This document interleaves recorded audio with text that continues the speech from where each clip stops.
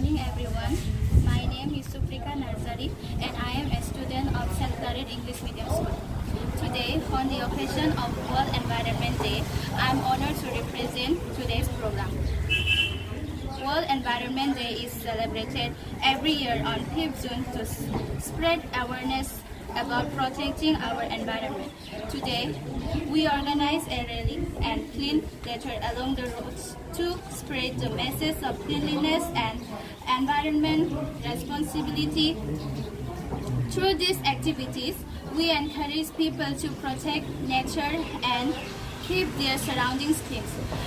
This day reminded us that even small action can help create a greener and healthier future. As a student, we should spread awareness and encourage others to care for nature. Today's rally is a message that protecting the environment is everyone's duty. Let us work together to protect nature and build a greener nature. Thank you.